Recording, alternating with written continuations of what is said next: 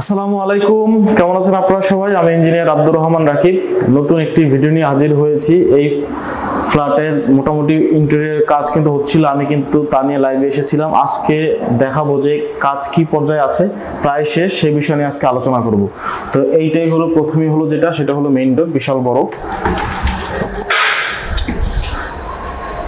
তো দেখুন, ভিতরে ঢোকার পরই এইটা হলো বিশাল বড় একটা ড্রয়িং এবং ডাইনিং স্পেস, খুবই বিশাল বড় একটা জায়গা।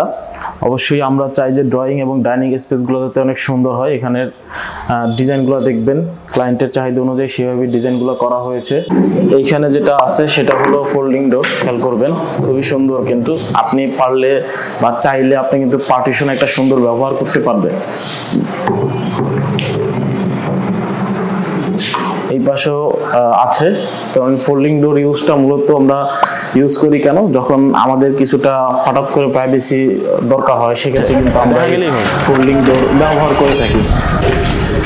এটা হলো মাস্টার বেডরুম। বেডরুমটা অনেক সুন্দর করে সাজানো হয়েছে, খেয়াল করবেন। দেখা যাচ্ছে মাস্টার বেডরুমটা একটু বড়ই রাখা হয়েছে, যেহেতু নিজেদের মতো করে ডিজাইন করে এই রুমটা সাজানো হয়েছে। সেক্ষেত্রে যেই যারই হোক না কেন সেই চাবে যে আমার যাতে একটু খোলামেলা ভালো স্পেস থাকে।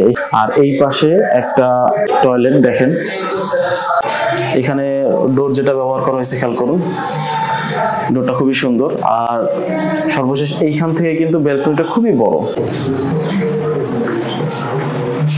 আর এই পাশে ওই রুমটার সাথে পার্টিশনের জন্য মোটামুটি কিন্তু এখানে দুইটা জিনিস ব্যবহার করা হয়েছে। ওই পাশে একটা ডোর আর এই পাশে হলো ফোল্ডিং ডোর ব্যবহার করা হয়েছে। ফোল্ডিং ডোরটা খুলে দিলেই পুরোপুরি ভাবে কিন্তু এই রুমটা উন্মুক্ত হয়ে যাবে এবং সুন্দর বাতাস কিন্তু পাবে এই রুমটায়। মাস্টার বেডরুমের যে বাতাসটা আসলে প্রয়োজন,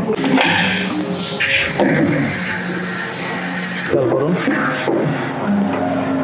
মোটামুটি দক্ষিণ পশ্চিম সাইডের যে বাতাসটা সুন্দরভাবে ওরিয়েন্টেশন করা হয়েছে, যাতে এই বাতাসটা এই বেডরুমে পাওয়া যায়, সেই ক্ষেত্রে সেভাবেই করা হয়েছে। খেয়াল করবেন এখানে কিন্তু প্রচুর পরিমাণ ক্যাবিনেট রয়েছে। আলাদাভাবে আপনার যদি এই রুমটার সাইজ এত বড় করা হয়েছে, আলাদাভাবে যদি আপনার কোনো কিছু প্রয়োজন হয় আপনি কিন্তু সেটা স্থাপন করতে পারবেন। তো দেখুন, ইন্টেরিয়র ডিজাইন খুবই গুরুত্বপূর্ণ একটা বিষয়। যেখানে আমরা থাকবো সেখানে থাকার সুব্যবস্থাপনা রাখাটা কিন্তু খুবই জরুরি। সেই ক্ষেত্রে কিন্তু আমরা ইন্টেরিয়র ডিজাইনের দিকে ঝুঁকি।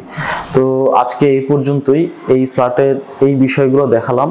আর অন্য সাইডে আরো অনেক কাজ হয়েছে, সেই বিষয় নিয়েও আসবো। তো ধন্যবাদ সবাইকে, ভালো থাকবেন, আল্লাহ হাফেজ।